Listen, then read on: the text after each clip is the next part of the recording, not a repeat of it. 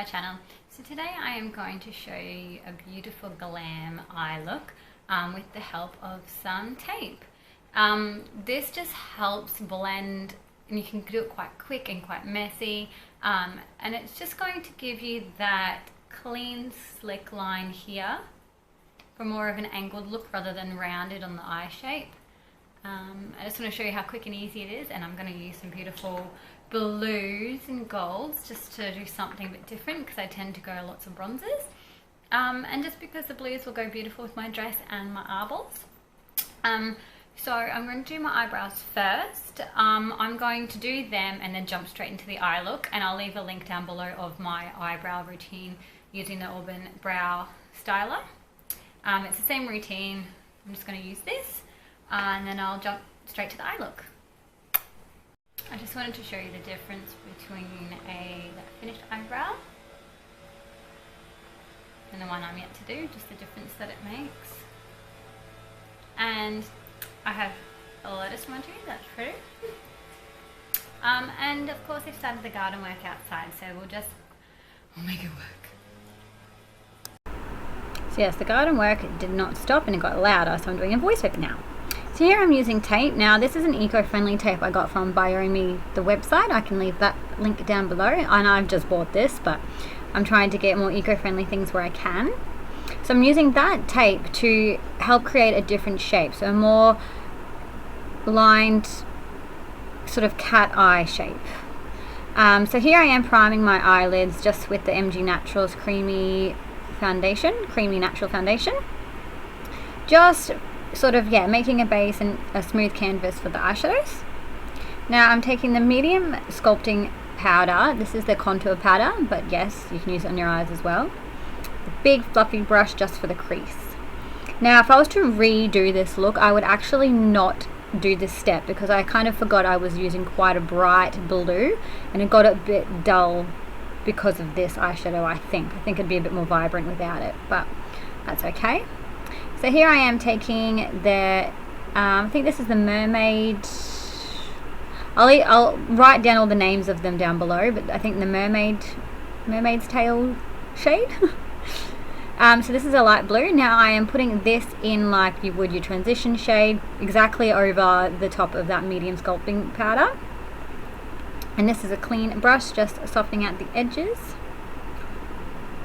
Now I'm taking this Duchess shade. It's a nice dark blue shade. This is in their matte, so that lighter blue has actually got a bit of shimmer in it rather than this has matte. So I am just buffing that on that outer corner. So this is going to help elongate the eyes and add a bit of dark than depth. And I'm doing quite light fluffy blending motions here. I wanted it to be quite dark but gradual, so no harsh edges or lines. I'm just showing you how far back I had the brush. The far back you have, the more sort of light and fluffy it is. The closer you get, the more precise and dense it gets. So naturally, I'm now going over the lighter blue because once you've done a bit of blending, some of the colours can get left out a little bit and blended away. So I'm wanting a more denser brush where I want more of the colour to go, rather than the blue I wanted it to go all over.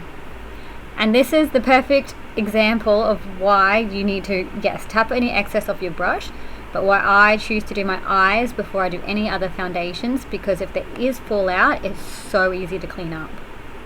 Now this is their darkest shade. This is Smoked Onyx.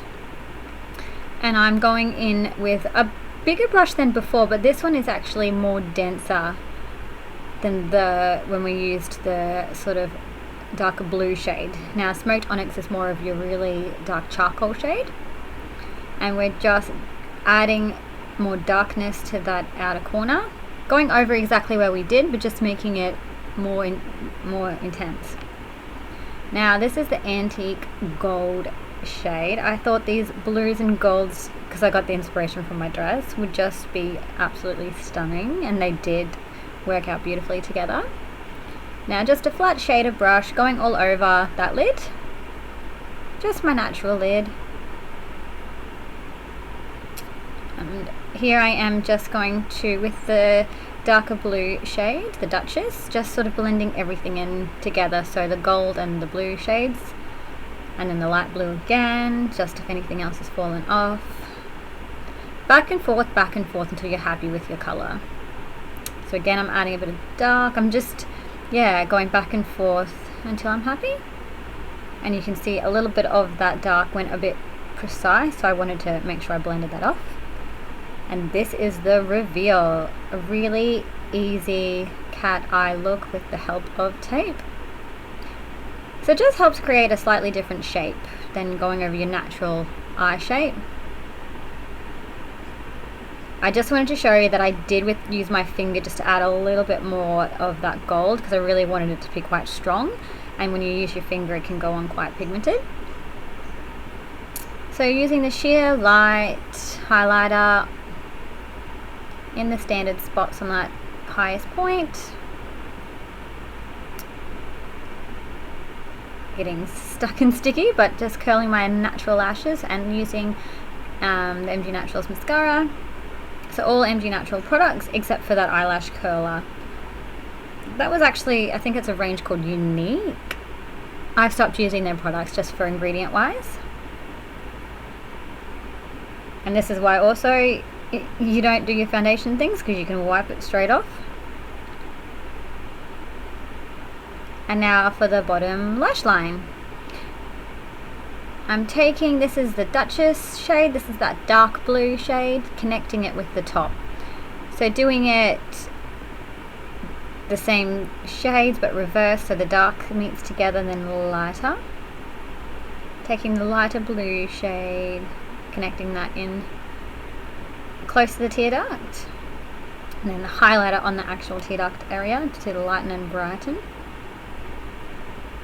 And bottom mascara. So I just realized I don't use smoky onyx on the bottom. I only wanted to use the blue shades. And this is the finished look. I hope you enjoyed. So quick and easy to do, and it adds such a beautiful result. The tape just helps it be so much easier. Yay!